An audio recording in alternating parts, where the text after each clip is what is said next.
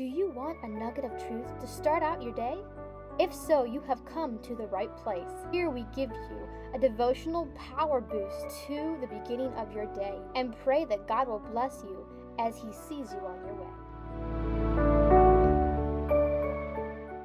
Welcome, and so glad you have joined us for yet another daily devotional on Praying with a Mission. I am reading from Amazing Answers to Big Bible Questions. Today we are going to be studying, how could David be called a man after God's own heart when he committed adultery? Why did God allow David to keep Bathsheba as his wife? Our Bible verse today is found from 2 Samuel chapter 11, verses 26 and 27. When the wife of Uriah heard that Uriah her husband was dead, she mourned for her husband. And when her mourning was over, David sent and brought her to his house. And she became his wife, and bore him a son. But the thing that David had done displeased the Lord. David suffered terribly because of his sin with Bathsheba. He lost 4 children, including the first baby between him and Bathsheba. David's son Absalom killed Ammon, and then Absalom was later killed, and David lost another son. He also lost the respect of his people. But David thoroughly repented. Keep in mind, he stayed on his face for 7 days in grief over his sin, begging God for mercy. God not only forgave him, He even blessed his relationship with Bathsheba, showing they had been truly forgiven. Furthermore, David's next child, Solomon, was also blessed to be the ancestor of the Messiah.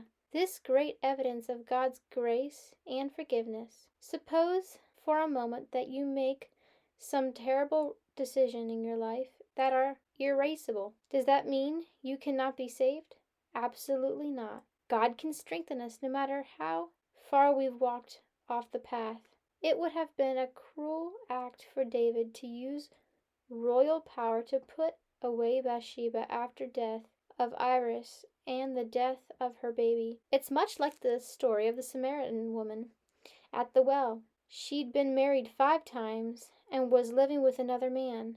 Jesus forgave and accepted her, even in the midst of her sins.